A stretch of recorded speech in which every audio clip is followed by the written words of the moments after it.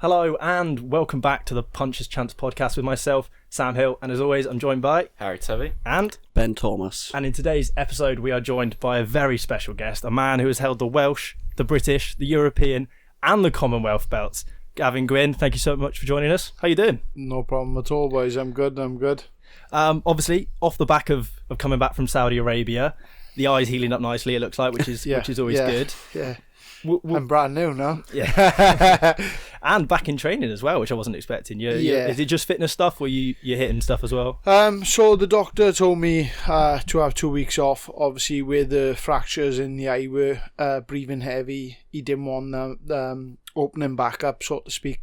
So he told me to have 2 weeks off, whereas that's hard for me, where I train normally twice a day, 6 days a week. It's hard for me to do, so I was just I've been depressed really, just sitting in the house, eating myself to death. It's not good, but I've been back.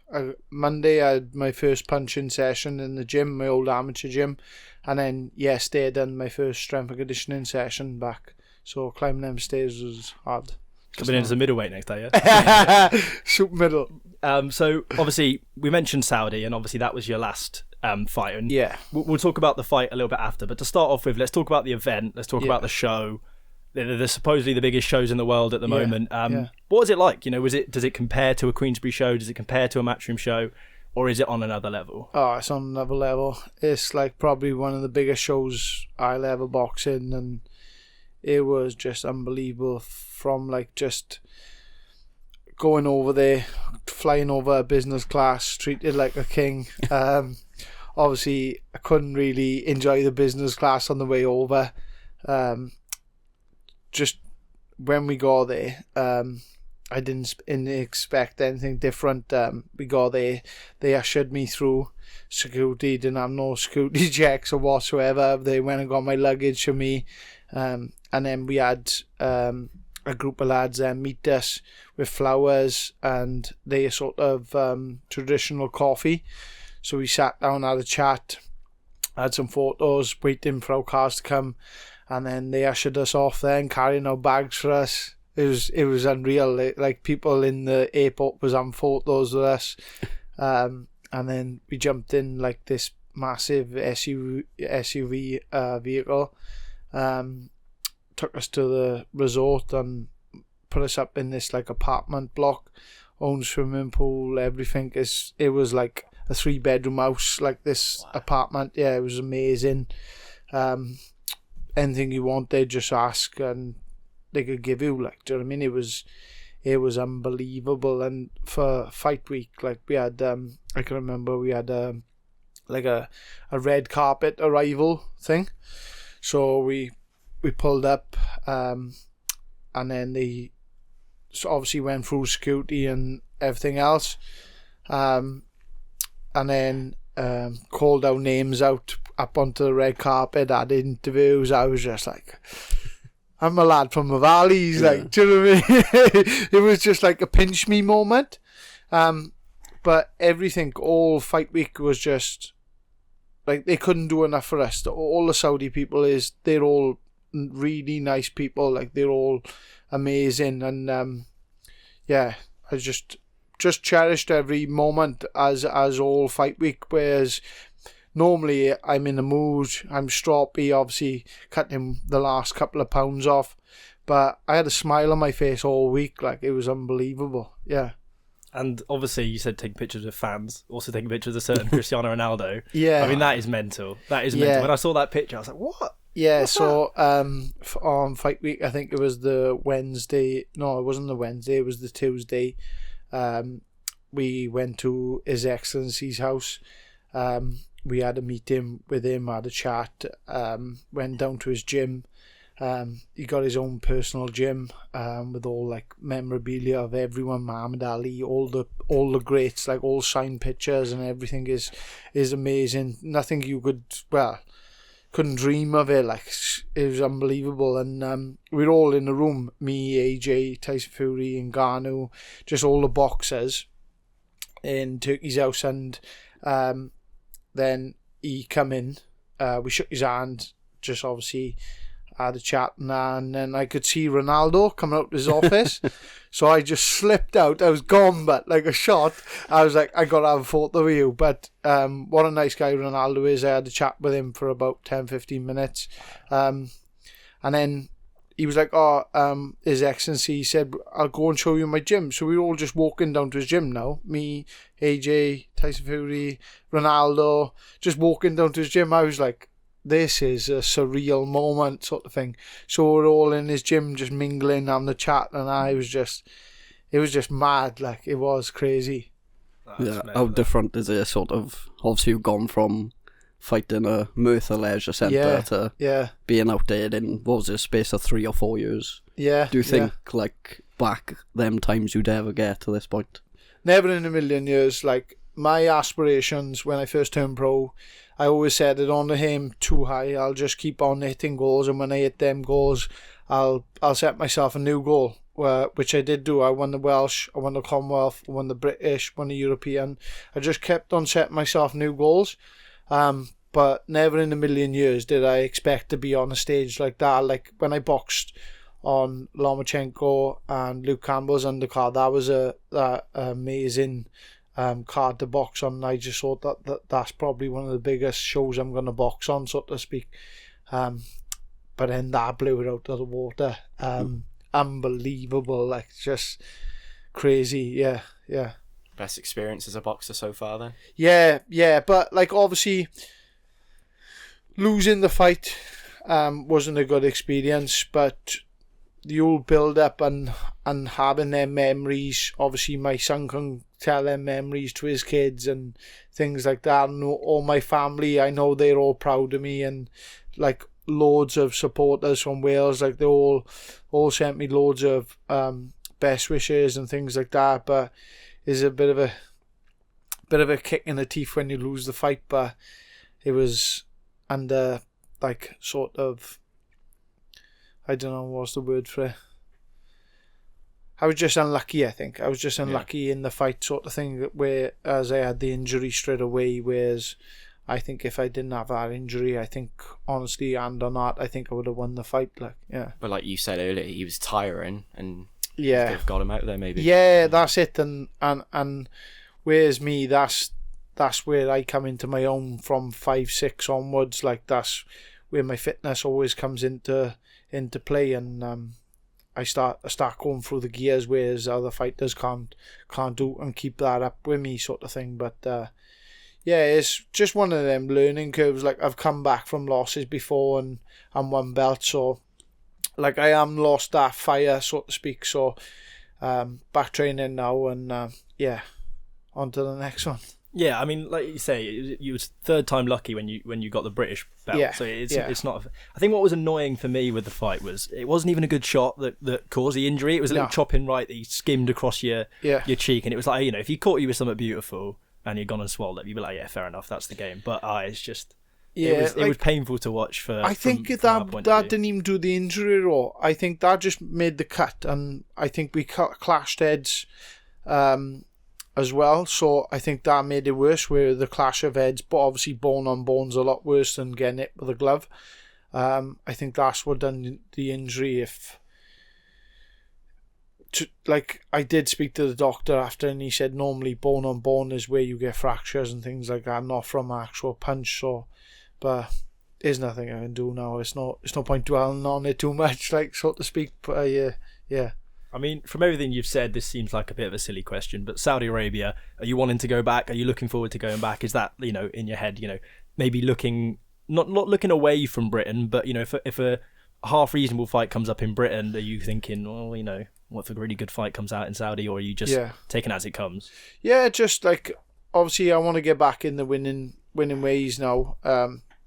Maybe an 8 or 10 rounder next. Like I'm a championship fighter. These 6 rounders don't interest me. It's no point me fighting for 6 rounders.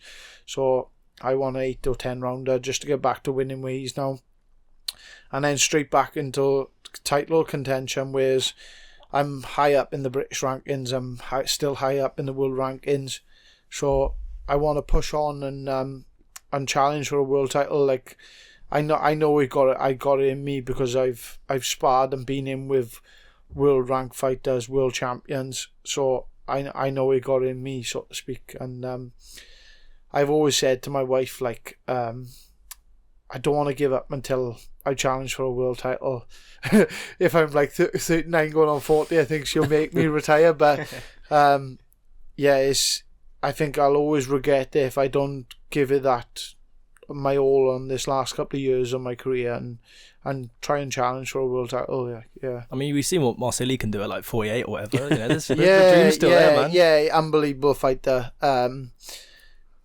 I've never been in with a fighter like that. They're all like it though, aren't they? I don't think you ever Italians will. I think you could fight 100 times and you'd never find an Emilio Marcelli. No. What he was on that night was... Yeah, but obviously he tired. Like, I knew I was going to stop him in the end. That was the game plan, because we knew he was erratic and things like that. So him pulling out with a shoulder injury, I don't like. In the change rooms after, when we seen the doctor said, what's the matter with your shoulder? And he was like, oh, nothing really. I said I was just getting tired and taking too many shots. You could see, like, from round 5 I was starting to catch him, and he was slowing down and his facial expressions were changing, and as a fighter being in there, you can tell when someone's tiring. So, and then I can remember just before they stopped it, Tony was in the corner. He said, right, this round, just take him out now. That's it. He said, I've had enough of this guy. So he said, put it on him now, step it up a gear. And but the corner pulled him out with an injury, but I don't think it was an injury, if I'm honest. Was it the best moment of your career, winning that European title? Yeah, it was. It was a surreal moment, but I don't think it was the best moment. I think the best moment I've ever had was up in Yorko, beating Luke Willis, winning that British title after like obviously failing twice, but against world level opponents. Like, so I didn't have it easy in the first 2 fights. Obviously Joe Cordina, a fellow Welshman who's gone on to win 2 world titles, like, so, and obviously James Tennyson, who was a world title challenger as well. So they weren't British level fighters, whereas if I come up against a British level fighter, I would have won it on first occasion, but that wasn't to be, and I obviously went and won it third time. Yeah, and that was like, I couldn't put a foot wrong that night. I just felt so comfortable in there. It was just, no one, they say it's written in the stars. I think it was, like, do you know what I mean? It was just written in the stars that night. Well, I think what we should probably do then, just kind of, as much as we could, it's probably worth jumping right back to the start. Yeah. Pre-boxing, pre-amateur boxing, you know, how you first got into it, how you worked on up into, obviously, the amateurs, and then moving on through to the pros. Yeah, so there was a amateur gym by me, Lewis ABC, which my good friend's grandfather run, Dennis Andrews. And I used to go there, like, as kids, as you do, you're playing football, you're playing rugby, you're playing golf, fishing, doing all sports and things like that now. So we used to go there like a few nights a week, just messing about, really, sort of thing. And we done that for like a few years, like till I was about 13, 14, I'd say, and I was playing rugby at the time as well. And I just come away from all sports, you know, it's like girls start drinking on the streets and things like that, getting up to mischief. And then I left school. I left school early. I was 15, so I went to work in a motorbike shop. I wasn't really good in school. Like, I'm not the best educational wise, like, so to speak. I was always good hands-on person. Like, I'd always, like, wouldn't mind the graft. Like, it was, I think I was always built in me.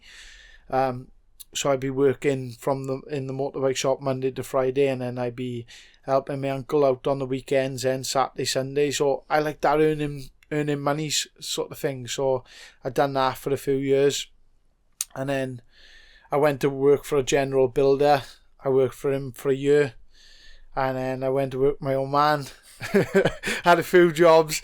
Went to work for my old man and my uncle when I was 18. And that's when I started, like, back training, wanted to get fit, so to speak. So I was doing that like 2 or 3 times a week until I was about 20. And then my amateur coach said, do you want to fight? And I was like, all right. So I thought I'll give us a good go now. So the days I was up in the gym Monday, Wednesday, Friday, and then the other days I do my road work and things like that. I had my first fight in the final novice championships. I lost that one, but then I won 13 straight in a row. Then straight after, won 13 in a row. I went to the Open Welsh Championships. No, actually, I won the novice championships in my 8th fight, I think it was. I won that, and then the next 6 months, I think I went to the Open Championships then, only having, I think it was 15 bouts, and I got to the semi-finals, losing to Zach Davis, who was on the Welsh team at the time, being on GB and everything like that. But I give him a good fight. It was like a pick-em fight sort of thing. I only just lost, but I thought I won, and all the people in the crowd thought I won. Do you know Dewi Powell? He does Boxing Wales. He thought I'd won, so he's a. It's I was a bit difficult with amateur fights. Yeah, it is. And I was gutted. But that was my only first year in the Open Championships, and then I had a phone call off Colin Jones, the Welsh national coach, to go down and help him with sparring for the Commonwealth Games. So I was like, yeah, I'm well up for this. So I was going down there on the weekends, sparring. And then the Commonwealth Games happened, so I went to the Welsh Championships the next year, and I ended up winning it. So then I joined the Welsh team. Then I was on there for a couple of years, travelling the world, fighting all different countries. Amazing setup, the Welsh setup. That was probably one of the best times I've had, because you didn't have to do nothing. The team done it all for you. That's all you had to do was get up in the morning, train. You'd have a cook there. You just eat, go sleep, train again. Do you know what I mean? It was amazing going to all these different countries, fighting people that had been done it since they were so young, whereas I've only started 4 or 5 years, and I'm out there trying to compete with these guys, so to speak.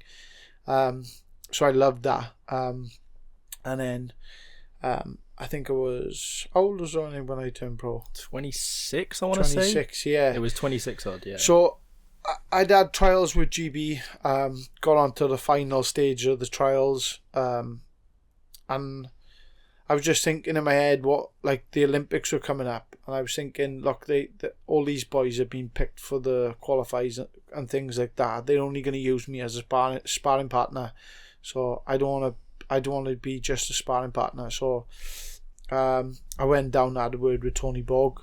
I'd done a couple of sparring sessions with Gary Buckland.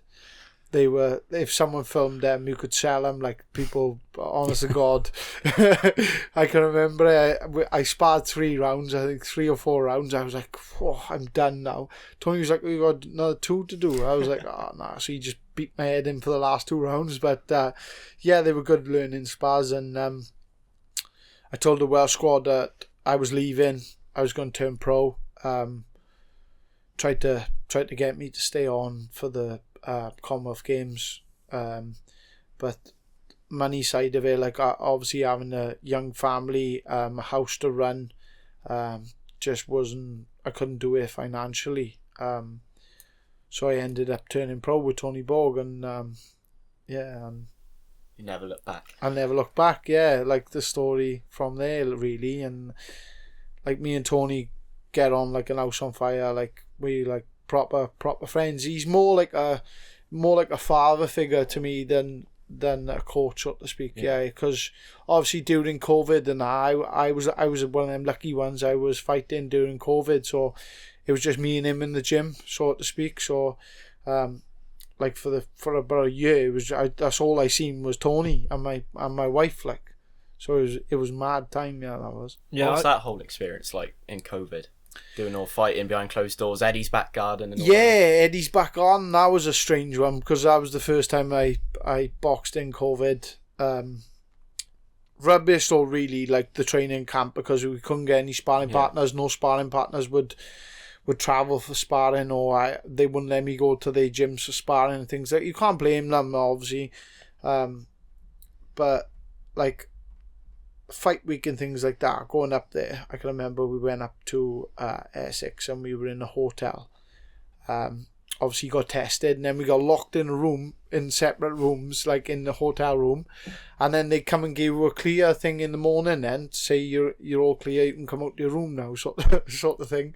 It's gotta be mental, that. Yeah, it was all like security guards, like make sure you didn't come out the door now. So it was crazy. Yeah, it's gotta be near impossible to prepare properly with that. Yeah, it wasn't like my S&C coach had to come down to my garage, and we were doing like it was rubbish. Like, I was probably the worst shape I've ever been in my life. Like, obviously I didn't know if I was going to fight or not, so I was like everyone, drinking and through the day not training, sort of thing. I ballooned up in weight. I think I was 11.5 stone. I had a big beer belly on me. I think my missus got a photo of me standing in the patio doors with a can of Strongbow and a pork pie. With a skinhead. It don't look like me now. Like, it's surreal, but like going like fight week, and it was mad. Like, because we had like specific times to go to the gym, and then people would come in, clean it, and then we were allowed to go in, and then straight back to the room. It was like living like a hermit. Like, oh, that's got to be horrible. I mean, it was horrible, but like the stage they set in Matchroom's HQ, it was unbelievable. It was crazy. Like, yeah, they were good looking events, at least. Yeah, it was. But obviously, as the weeks went on, then they eased all the restrictions and things like that. And obviously, towards the end, they were a lot better shows, because we were one of the first ones, so they had to really be strict on the restrictions. Like, but the second one I boxed in Bolton, that wasn't too bad. That was because we were coming to the end of, obviously, lockdown and things like that. We went up there like a day before the weigh-in. So that's all I was doing, is making weight anyway. Made weight, lovely. We were allowed to go to Nando's. We were allowed out. It was sound, like, so we went Nando's, perfect, like, and then fought, stopped him, come home the next day, lovely jubbly. But the only thing is, I couldn't really celebrate that win then. I couldn't go out with the boys. Normally we go back to my father's local, the Glan, and have a celebration with everyone, with all the supporters, but we couldn't do none of that. Like, I couldn't even go see my nan and gramp. I was gutted about that. But yeah. No, that was mental. And that James Tennyson fight was, am I right in saying that's the only time you've been dropped in a fight? Well, I mean, you took a knee, but it's the only time you've... Yeah, well, that's the only time I've ever took a knee. I can remember it to this day. He hit me a shot. I was taking the shots quite well, and I thought I was winning the fight. I thought I was maybe 2 or 3 rounds up. And he hit me on top of the head, because from the first round, he could punch. He was the hardest hit I've ever been in with, and I sparred middleweights and everything like that. He was hitting me on the gloves. I was thinking, he must have hammers in his hand or something. And he hit me on top of the head, and everything went blank. It was like I couldn't see at all. But I thought, right, I'm going to have to take a knee. So I took a knee, and my vision started to clear. And I could see the ref coming over, and he started counting. So I got up on 7, I think it was. And he said, "What's your name?" I was thinking, is he serious? So he obviously said Gavin Gwynne, and he just let me fight. But obviously my head was scrambled at that point, and James is a big finisher, big puncher. But he's just stopped me on my feet. I've never been knocked out, never like really been hurt, so to speak. Whereas like I'm like, oh, I don't want none of this, like, sort of thing. But he is one big puncher. He's probably the best puncher I've been in with. Yeah.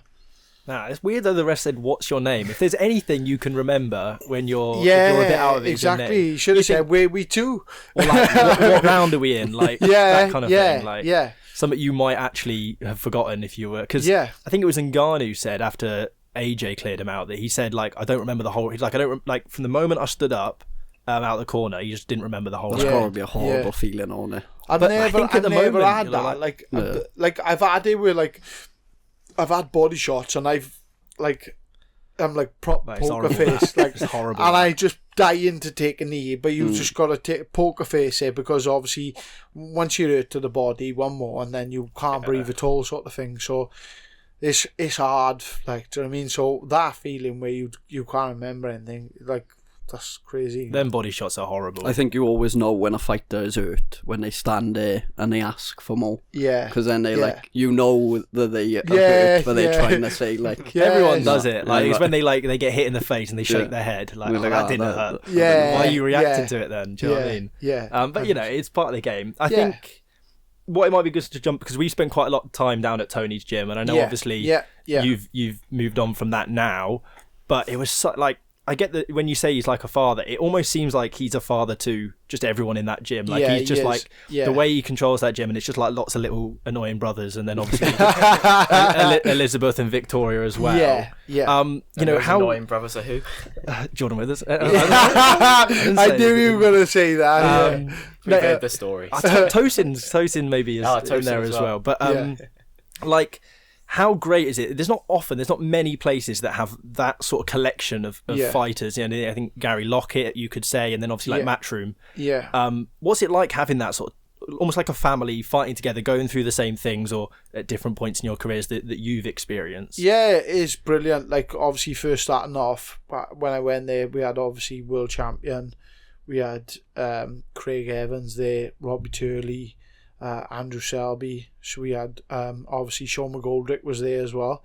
We had loads of champions in the gym, and then last going off, you got all the younger boys coming through now, and that was probably one of the reasons why I wanted to go. I need that bit of competition, like, so to speak, where there's I got another champion in the gym who's pushing me, whereas I didn't really have that in the gym, and that was one of the reasons. But that's nothing against the boys in the gym.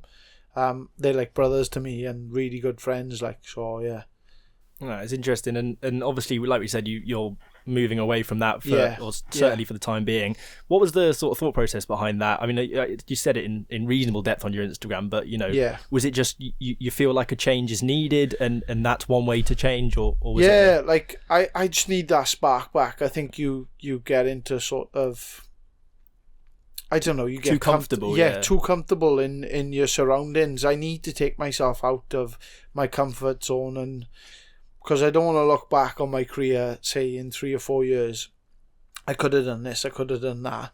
Whereas if I do everything everything I can now, and then even if I don't do it, and then I can always say I give him a best chance. Do you know what I mean? And that was one of the reasons. Like Tony did say that I'm always welcome back. And I can't thank him enough for that, because, like, most coaches would be like, all right, you're leaving the gym, that's it, you're out. But, like, I'd always go, if the boys needed me for sparring or anything, I'd always help the boys out with diet advice, because I was always the one to go to, because I've been through everything. So they'd always ask my advice on things, diets, training, anything. They'd always ask me, sort of thing. So if they, like, I did send them all a message as well. I just said to them all, if they ever need anything, I'm always there for them. It's not I'm going to leave the country, I'm not speaking to them ever again. But they know that, like, they're all brothers to me, like, do you know what I mean? Nah, it's nice to see. What's the, any plans on who's next in terms of a trainer, or? No, nothing yet. Obviously, just with boxing, you gotta train with someone and see if you get that click. And if you get on, sort of thing, because if you don't get on with someone, you're not gonna be there. So I need to go and train with a couple of trainers. Obviously, a couple of people have mentioned, message me. I'm not gonna mention no names, but I'm gonna if I gotta move away, I gotta move away, and that's one sacrifice I'm willing to do. Obviously, sacrificing family and obviously financial as well. It's a burden, but I'm willing to do that to give him my all, like the last couple of years of my career. Like, do you know what I mean? Yeah, I think you've seen, like, with Cordina's, obviously. I think he's in Essex now as well, and as great as South Wales is, and there's a lot of great coaches, you know, Gary Lockett, Enzo, Lee. There's so many But sometimes you do have to look outside of that, and yeah, and you got to look at like some gyms where you need to go into a gym where there's already champions there, so you're trying to get on top of them sort of thing. You're always competing. Whereas when we had Lee Selby in the gym, I was always trying to compete with Lee, so it gave me that edge sort of thing. Whereas that's what I think I need now. I need someone to give me that push. Like, do you know what I mean?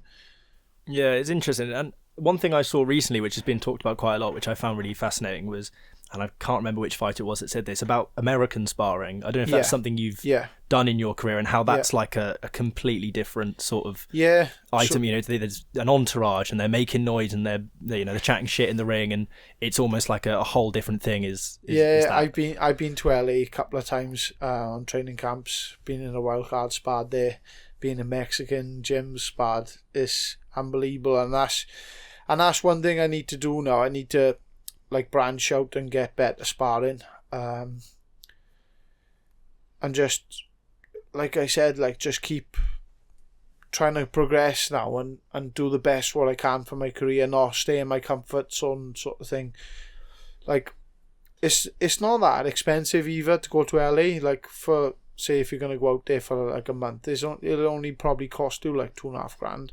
Do you know what I mean? It's not that bad. Like, obviously your fight purse is going to pay for that anyway, so you just gotta weigh things up and weigh your options up. But it's brilliant sparring in Britain now, so if you're willing to travel, I think you can get decent sparring in Britain as well. Like, so that's another thing. But a lot of these fighters now, they don't, like top level fighters, they don't want to spar you because they might fight you a couple of months down the line, whereas that shouldn't be.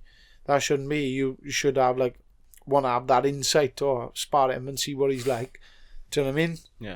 Yeah, I suppose you're at that level now where you're only ever really a fight away from a possible world title fight. So if someone's got a world title or want it themselves, and they're thinking, oh well, he's at the same point as me. It's an awkward one. It's a hard one, it is, because obviously a lot of amateurs do it, like in Wales especially, like they won't spar each other and then they fight each other in the championships. And I'm like, you may as well spar each other. It don't matter if you're fighting in the championships. You're only gonna get better from sparring. The better people you spar, the better you will become. Like, it'll push you further. Do you know what I mean? Yeah, you're only gonna reach that level if you get in with those people and test yourself. Yeah, even if you lose the spars, you gain him from them spars, because obviously they're a lot level. The level on the fighter is a lot better, but you are getting better from them spars. Do you know what I mean?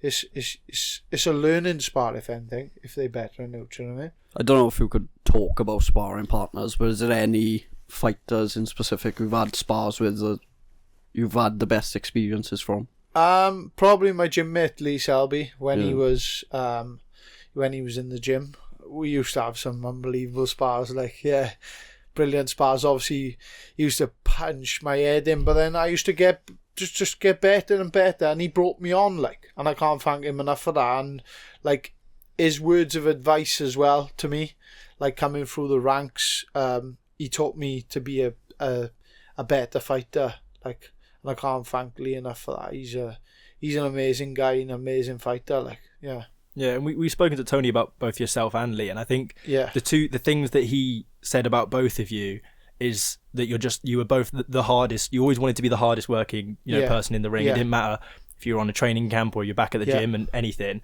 Is that something you've always been like? Have you always been the hardest worker in the room, or is that something you learn coming through and going through the amateurs? No, I've always thought, right, if I'm fit in that, I'm going to beat them. And that was always been in my head. If I'm working harder on, say, someone's doing 2 runs a week, I'll do 3 or 4 runs.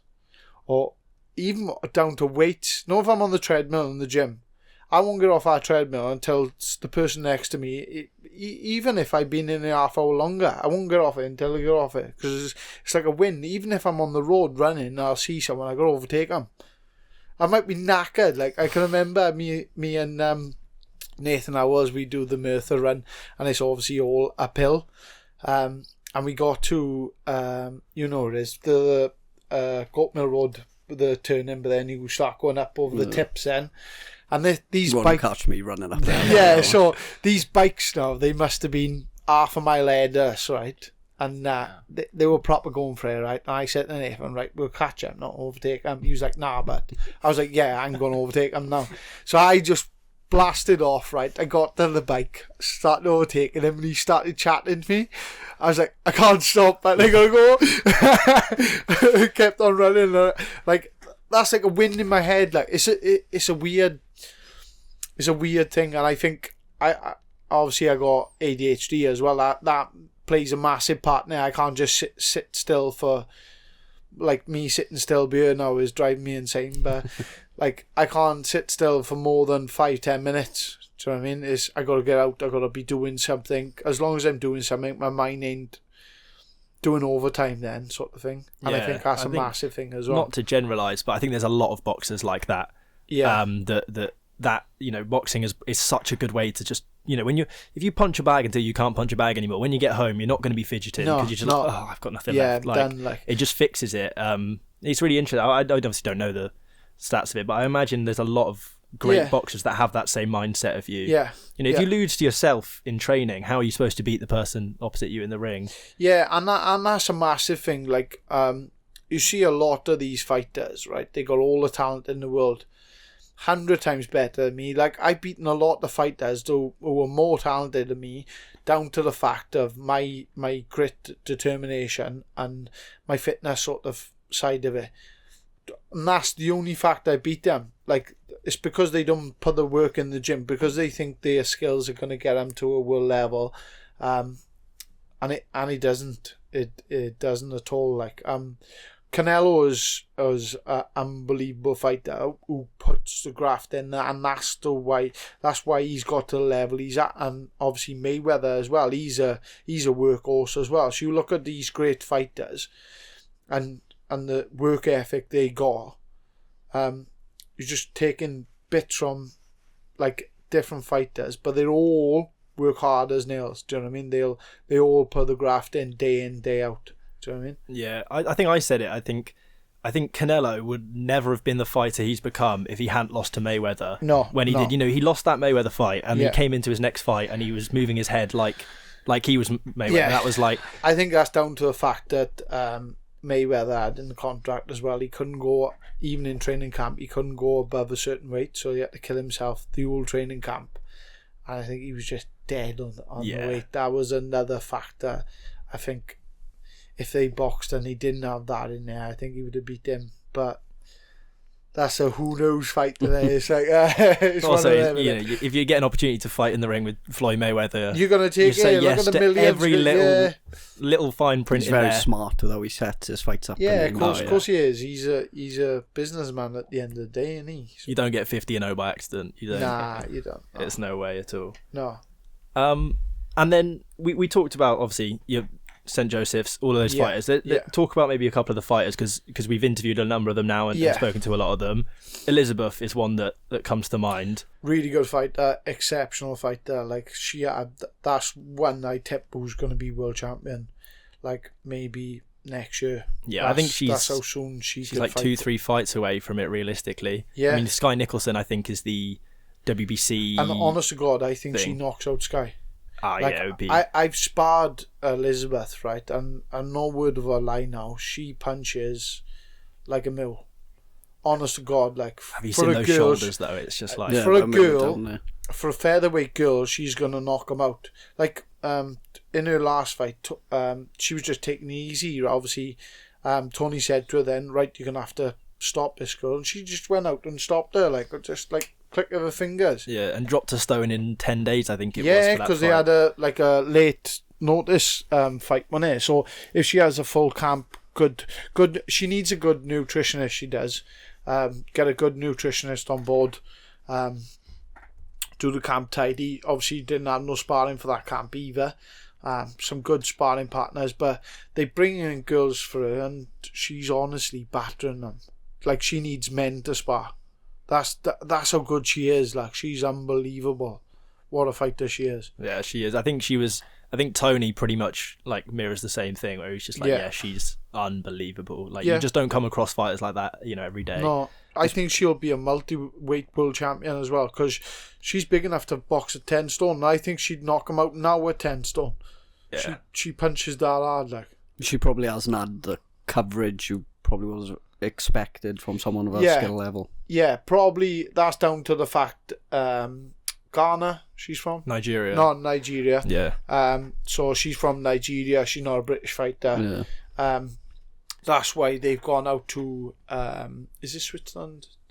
Denmark, I want to say. Denmark she's fighting, yeah. She's got a massive contract. I think 3-fight deal she's got. They've got a contract out there now with Denmark. But obviously when she gets higher up the rankings, so one of these promotional companies is going to pick her up if it's Frank Warren, Eddie Hearn or Boxer. They're going to snap her up because I can't see anyone beating her. Like, she takes a shot as well. I've hit her quite hard, and I'm like, why were you still standing? Yeah, Nigerians are tough. I was speaking to Tosin and Elizabeth because I lived out there, and even just playing football with them, you're the tiniest little guy. You're like, brush him off the ball, and I'm just there on my arse. Like, what happened there? Then? Yeah, like they're just so strong. They're so. I think it's built in them. I can remember going out for food with Elizabeth. Right, she was training with Lee at the time. And we all had like chicken wings, and she was eating the bones off chicken. I was like, "What are you doing?" Yeah, getting the bone marrow out. And all. I was like, "What are you doing?" She was like, "Oh yeah, we do this." I was like, "Do you want my bones or?" It's nuts, like. Yeah, nah, she's proper. And then Jordan Withers, we've spoken about him already. What a boy, first of all. But what a fighter. I mean, what a fighter. We're going to get to go watch him down in Llanelli in his next fight, and we missed him the last card. Because everyone keeps pulling out on him. Yeah. How good is he? How hard does he hit? You know, he seems like, well, to us, an enigma because we just haven't seen him do anything yet because everyone doesn't want to fight him. Unbelievable talent. I've seen him spar world champions now in the wildcard gym. Stand them on their head. Unbelievable. But that's over 6 rounds, but he's changed his life around now. He's back on a straight and narrow, training hard. That was one of the things, like, he could do it for 3 or 4 rounds, but after I start to get tired and he jump out sort of thing. I said, George, you're going to either do it half-hearted and reach a certain level, or do it 100% and get to a world. He could honestly be multi-weight world champion as well. And no one, they call him the Welsh Canelo, he honestly boxes like him, like, and the things he does, you think, how are you doing that? But he just does it off the bat, like, and what a fighter he is. But as long as he keeps his head on it, training hard, he'll be a world champion as well. He's a special talent, he is, but he's a hell of a boy.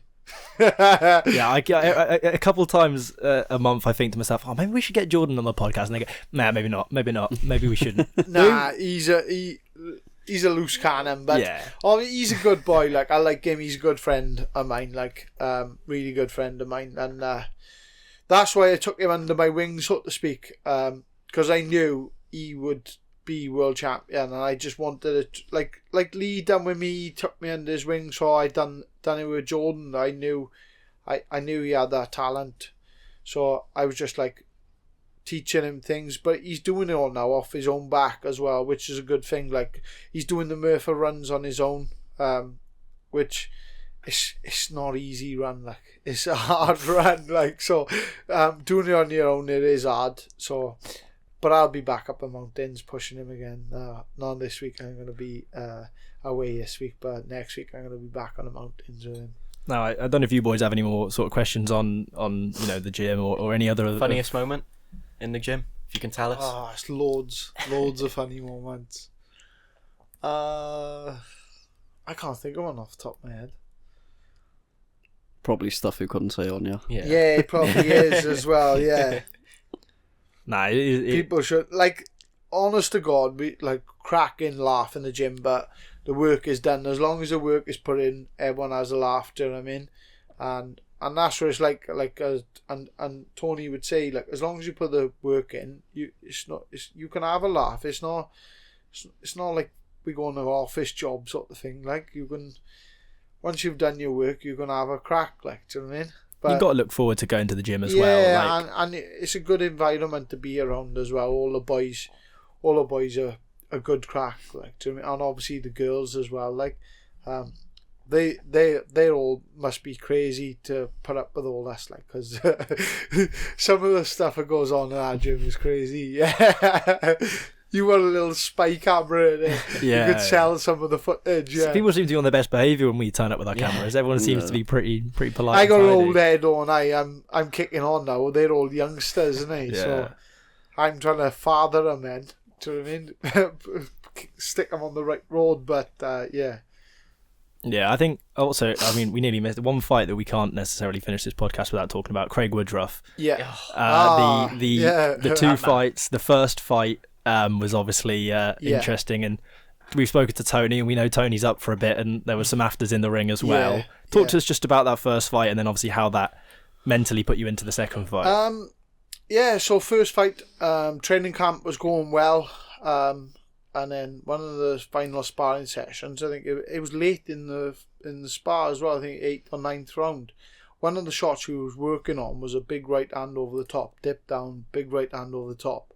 And I caught the sparring partner on top of the head, and I bust a metal carpal, and obviously you can see my hand, but there you can still see the lump in my hand. So that's where the cartilage I've got obviously grown back. Bust my hand, and so I was like screaming in agony. I was like, take my glove off. So I took my glove off. It swelled up straight away. I was like, oh nah. So Tony was like, right, go and ice it now, see how it is in the morning. So I went and iced it. I had a scan on it. They couldn't see anything on the scan. I had a scan down hospital by me, Astralmark Hospital. They couldn't see anything on the scan. So I thought, I must have done just muscle damage or something like that. So just kept on icing it. Didn't punch on it. I think it was like 2 weeks out. This was. Didn't punch on it for 2 weeks. Tony's like, do you want to pull out the fight? And I was like, nah. I need this fight. I didn't have no money at the time. I'd like, without boxing, I don't get paid. So I was like, I need to box, don't I? I'll beat him with one hand. I was that confident. I was like, yeah, I'll smash him. I'll have a cortisone injection, numb the hand, and we go in there, we beat him with one hand. So on the pads, I was like, hitting the pads, I was like, I feel it. I was like, oh, this ain't gonna hold out. Like, my hand ain't gonna hold out. So I was like, right, I'll try and get rid of him early. So the first couple of rounds, and I caught him, I think it was the third round, buzzed him a little bit, tried to let my hands go, my hand went, the pain shot up my arm. I was like, oh no, it's proper gone now, I bust it. So if you noticed in the fight, I was like left hand happy, I was just using it constantly. It was a good fight, like it was a back and forth fight. I thought I just nicked it being the champion. Obviously you've got to steal it from the champion, innit? Uproar in the gym after, in the ring then, after they announced it as a draw. I was like, well, kicking off and all that, and his obviously manager is Richie Garner kicked off. I had to go with Tony. It's not the person you want to film, I know, yeah. So it all kicked off, but it all sound after, like having a drink in the hotel and things. And it kicked off a bit then in the hotel after like an hour or two, when everyone obviously had a couple of drinks in them. So it kicked off again then. So it was a bit of spice in the build up for the second one, wasn't it? So I was like to Tony, I'll stop him, Tony. Like I like me with two hands. So it was like I was off for months and couldn't punch nothing. I had my hand in cast for 12 weeks. Healing up. So what I was doing, I was just training with one hand. I said, I'm gonna beat this guy. I'm gonna smash him. To like that's all I had in my head, right? So I was training flat out one hand. The cast was buzzing because all the sweat was going in there, things like that. Because I can remember going down after 6 weeks, and she said, "Oh, got a stench coming off that cast level." I was like, "Oh, I got to train. I'm a professional fighter." She went, "No, you're not allowed to train with cast on." I said, "Well, I got to. It's my job." Like, so she put another cast on it, and I had that on for another 6 weeks, and then got the cast off after that. And then I think it was like a week or maybe 2 weeks after that, I started back punching, and it was fine. I was like, right, he's gonna have both guns now. I had a really good training camp, smashing it all the way through.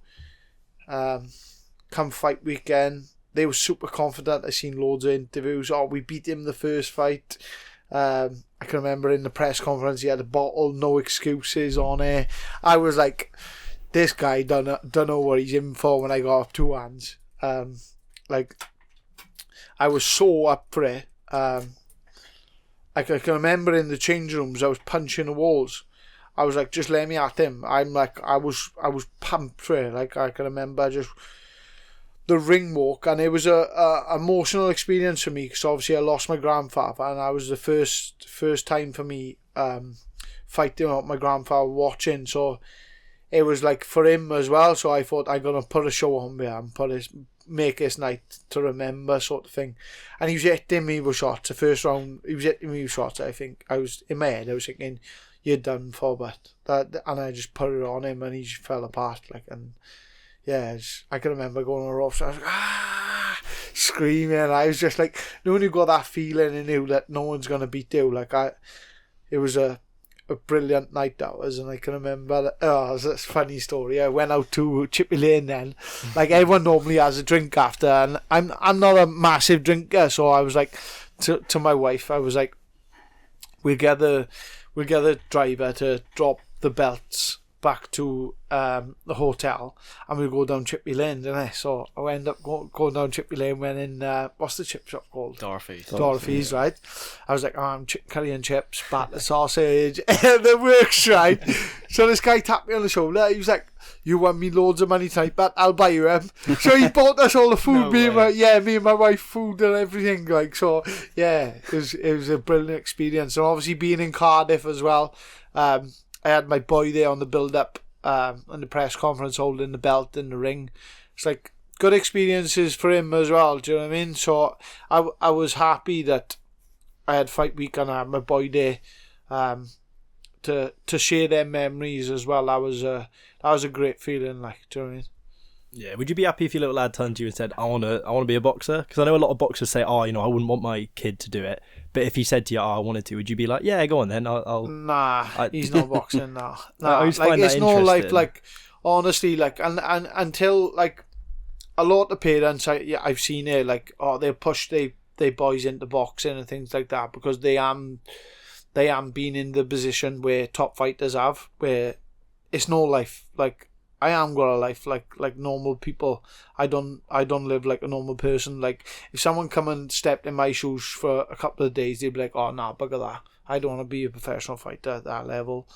Like, they think, because of the money we're earning and things like this, it's an easy lifestyle. Like, we've gone through, like, shit to get where we are now, and still, like, to this day, I still, like, live like a monk, so to speak. That's where I live. Like, I can't, like, when I'm not even if I'm in camp, like, normal people, like, they can go out in the week, go and have food, have a couple of drinks, things, just little things like that, birthday parties, weddings, just you think of any normal thing, like, most fighters wouldn't be able to go and do if they're training. Do you know what I mean? And that's the sort of dedication it takes to get to like world level. You gotta stay dedicated. You can't go off the rails. And yeah, like, if he wanted to do it amateur, I'd probably take him to a gym and just leave him there. I wouldn't wanna be in there seeing it, because I don't know. It's just, I just don't think my wife would let him anyway, and I don't think he got that in him. He obviously comes to the gym with me, punches the bag and things like that. He's grown up in a gym, so he knows how to throw a good punch and whatnot. But, like, if he ever said to me, I want to compete in that, I wouldn't say no. I'd never say no, but I'd never want him to do it as a job or anything like that, because it's not a good life. It's not, to be honest with you, it's not a good life. Like, I enjoy it because I'm a fighter, but to any other person, it's not a good life. Like, it's not. Like, I'm thankful I got a understanding wife. Like, for, like, the first couple of years, I can remember when I turned pro, I was working. I'd get up in the morning, 5 o'clock in the morning. I'd do my road work, get back, I'll shower, go to work, and then I'd get home from work about 3 o'clock. I'd have a shower and then straight to the gym. I wouldn't be home till like 7:30, and I wouldn't see my wife, I wouldn't see my boy. And then I decided 3 years ago I was gonna give up work. Like, that was a massive thing for me, because obviously I got a mortgage, I got a young family, so I had to find sponsors, like trying to make ends meet. Like, and even my wife was doing overtime to get some money, but she knew that this is what I wanted to do. And I always said to her, like, if it don't work out, I can always go back to work and things like that. But I'm just lucky enough I found good sponsors to back me, and I'm just thankful for them as well. Like, do you know what I mean? Yeah, it is difficult. Like, we've met a lot of the sort of smaller hall fighters over the last couple of months, and none. I mean, obviously they all love boxing. That's but none of them go, yeah, do you know what? I live a good life, me. Like, that's not. I've never heard them say that once. No. Yeah, people tend to look at like the ages of the sport and think that's all the fighters' lives in it, but they don't see the dedication and all the sacrifices you've got to make to get to that point. Obviously, them fighters done it as an amateur. AJ deserves everything he gets because he done it. He got Olympic gold medal, and he was put on a big platform straight away, same as like Joe Cordina and things like that. As soon as you go to the Olympics, but the years prior to that, they probably didn't have no money, and they sacrificed a lot. Whereas these small old shows fighters, like, they got to do that, like, through the early stages of the pro, and then trying to work up to money. And it's a sad thing to say, but there's no money in boxing until you reach a certain level. Like, and that's why a lot of pro fighters just pack it in, like, because it's not, like, even when I was British champion, like, I could have probably worked. Do you know what I mean? But I was lucky enough to have obviously sponsors, like, to cover me, and I'm just thankful of them. I am, really. Yeah, well, we've seen it with JRS, didn't we? A few weeks ago, he won was a British title as well, wasn't it? And so he's back in work on the Monday. Yeah, and the European, but obviously the lower the weights, the less money as well. So it's like, the good money is to be an heavyweight. Do you know what I mean? But it's one of them things, and you do it for the love of the sport, not the money. I've always said that, like, if I was chasing money, I'd give up. But I'm not chasing money. I'm chasing them belts, and I'm chasing glory. The big money will come along with it as well at the same time, but I'm not looking at that. I'm just looking at more belts, more glory, like, yeah.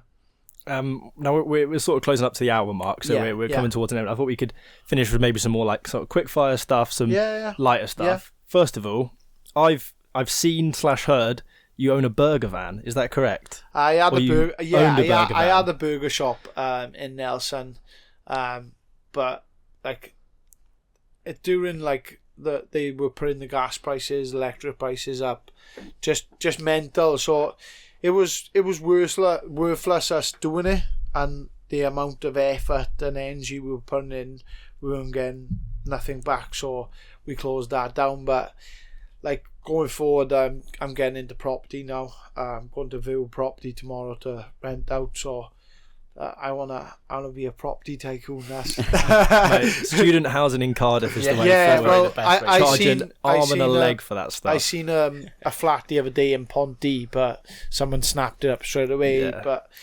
that's what I want to do. Is I want to get even if I go into Airbnb, or I just want to get flats and go into that. Yeah, no. So was that a money thing in terms of the burger van, or was it something you always wanted to do? Like, what was the? No, one of my friends, he had a burger van before it. I was like, oh, should we just go and partners and we'll get a shop? So yeah, we done that, but it didn't work out. If you don't try, you don't succeed. Yeah, you don't succeed. Yeah. Should have gone for the butty sausage and curry sauce from Merthyr from Penny Darren Park. That would have been that'll sell. Yeah, that's a proper butty, isn't it? Yeah, that's a loafer, isn't it? That's fed the all of Merthyr at some point. Proper, yeah, you could. You proper could. And there's another one, Penny Darren Park. Would you ever fight there? Would that be something that interests you? Do you know what? You could do it. 4G. I went up there and I was speaking. I think it was the chairman. It might have been the chairman. and I said, could you have a ring and seating on the pitch? And he was like, yeah, we could do, as long as they put the, like, obviously they get bored in and things like that, because it's obviously 4G in it. But it'd have to be a big fight, obviously, to sell out. But that'd be massive for me. Maybe could do it for my comeback fight, but I don't know. Here we go. Yeah, we're selling you this now. it could be something to look at, but yeah, it's just, if I don't know, it's the right fight, isn't it, to sell it out? Because say, was that 4,000 or 5,000 if I had the pitch as well? Yeah, probably. So it could probably offer Frank Warren one of the he's done it bit before, of food. Frank Warren as well. Yeah, if you brought Frank Warren down, offered him one of them sandwich, one of them cobs, I think he couldn't say no. Yeah, that'd be deal done. Yeah. That would be deal done. Easy. Yeah, 100%. It'd be a cool one. That was just, it's something we've mentioned because we've just been like, it would be a cool thing to happen. Yeah. Fingers crossed, maybe. But saying that open air, it'd have to be a canopy over the top of the old pitch, wouldn't it? Yeah, probably. Especially in Merthyr. Is that the goal next to get a fight in Wales? Yeah, I want to fight in Wales for the fans, obviously. Last time I boxed in Wales was in the Motor Point, and me and Joe Cordina sold it out. And what was it? Did you go to the fight in Cardiff? I wasn't at the Cordina one. I think the last time I went down there was for Liam Williams' fight. Yeah, and Eubank. The atmosphere unreal. Like, I can remember coming out and the place erupted. And after the fight, when they stopped there, it was it was bouncing in here. Like, you can't beat the Welsh fans. Like, that's why I come out to Heed on the last one. I had goosebumps watching. Yeah, it was unbelievable. Like, and I don't know what it is, but that song just gets me going. I was playing in the change rooms before it, and I think I think it is something about that song, because like, I'm pure Englishman, obviously I'm uni here, but I'm not. And even me, like, watching you come out with that, I was like, oh, this is something special. Yeah. Well, Jordan with us was there. He got a video of it, and it just looks unbelievable. Like, imagine that with a packed out Merthyr Tydfil we'll sell it out to Frank. We'll have to send this over to Queensberry. Yeah, we're gonna.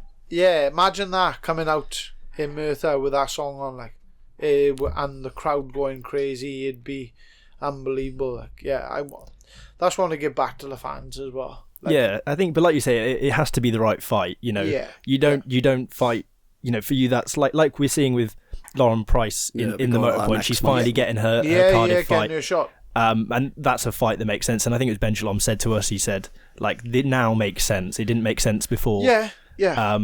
And it'll sell. Obviously, your fight, it's a world title. It's a tough fight, but it's a fight I think she'll win. I'm quite comfortable in the end, if I'm quite honest. But her having a fight in the Border Point now is only going to push these world fighters onto a big stage, and that was one of the things that I wanted to do, to have big shows in Wales, to give these young fighters a chance. Obviously, it's better money on these bigger shows, and it's easier to sell tickets, because these fighters are struggling to sell tickets because they're fighting on shows where most of the fights ain't 50-50 fights. You could probably go win all the way down until the maybe main event, and they say, oh, that's a 50-50 or 60-40 fight.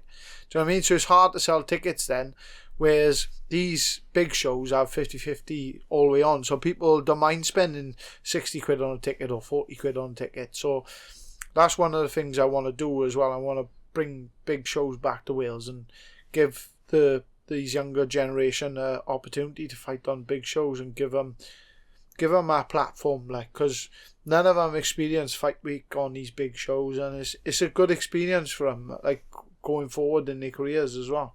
Yeah, and there's some really seriously talented fighters as well. Unbelievable fun. I mean, I think it was Ben Crocker we were speaking to, and he said the only time he's weighed in on time was on a Matchroom show. Yeah. And like you say, you know, a lot of these fighters.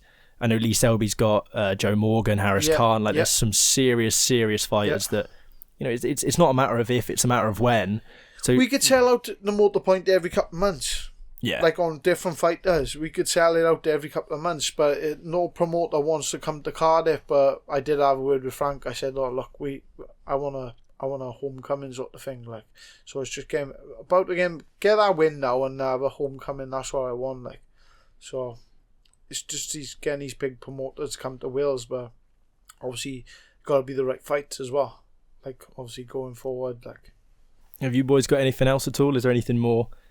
No, I think we've covered everything that we wanted. Pretty much. Yeah, I'll chat your heads off, because my head's going 10 to the dozen. Perfect. The one question that we've sort of set as a question that we're going to ask everyone when they come on the show. Yeah. And have you always watched a lot of boxing? Yeah, I've always. So we do a thing where you build a fight. It can be two fighters, past or present. They don't have to have ever been alive during the same time, anything like that.